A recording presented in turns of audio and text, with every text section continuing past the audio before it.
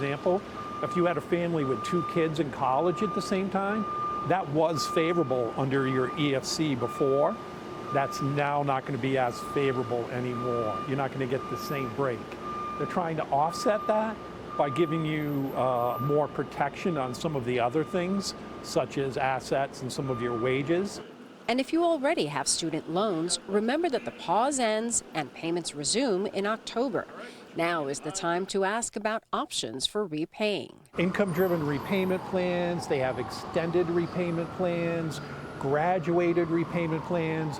The great thing about the federal student loan program is they will work with you. To help families and students navigate college expenses, AAA Northeast has free webinars and an online portal called Pivotal College Years, which is free for members. There's also help available at studentaid.gov. Linda Beccaro, News 4 New York.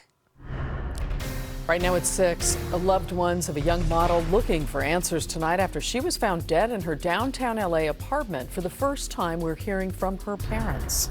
Plus, not giving up on her dreams of becoming a firefighter. The journey to recovery for a Pasadena teenager after a terrible accident over the weekend.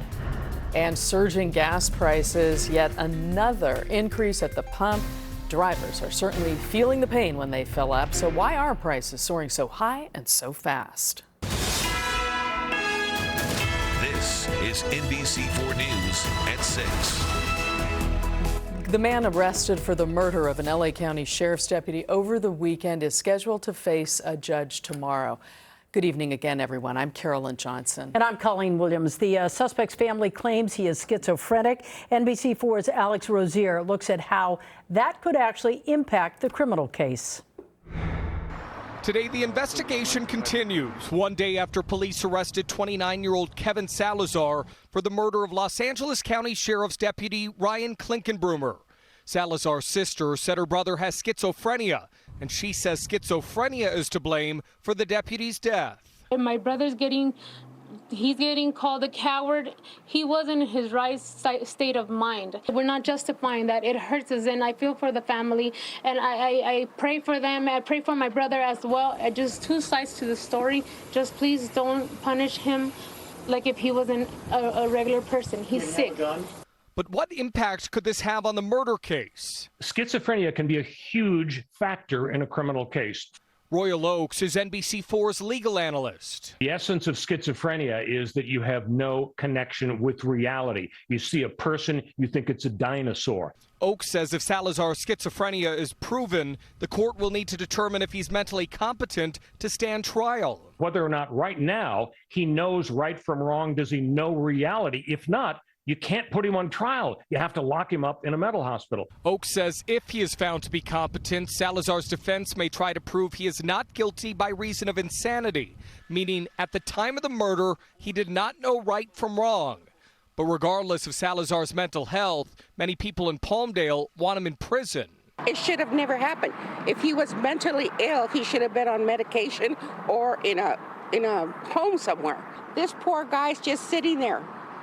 I mean, doing his duty, and look what happened to him. Alex Rozier, NBC4 News. And now to a story that has sparked concern and worry in downtown LA. 2 models found dead just days apart in their apartments. Tonight, the family of Nicole Coates is pleading for answers as police investigate this.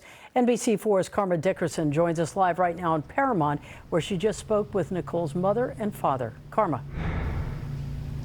Yes, we just heard from her parents, and they describe a sweet girl with a young woman, I should say, with a go-getter attitude, someone who they say was very close to her parents. They talked to her nearly every day. They say she loved living in downtown LA because it reminded her of when she used to work as a model in New York. And they said they were so close to her, which is why they realized so quickly on something was wrong. 9 days after finding his daughter lifeless in her bed, Guy Coates still doesn't know how she died. I couldn't have made a better daughter if I could just sit out and make a daughter. I couldn't have made a better daughter. Nikki Coates was last heard from Friday, September 8th. But when no one had heard from the 32-year-old sales rep by Sunday the 10th, Guy went down to Nikki's downtown LA apartment. Because I knew when I touched her, she felt like stone. Nikki's mother, Sharon Coates, had just spent the Labor Day holiday visiting her daughter. Sunday, she couldn't bring herself to look at the body. But according to Nikki's aunt, She was unrecognizable.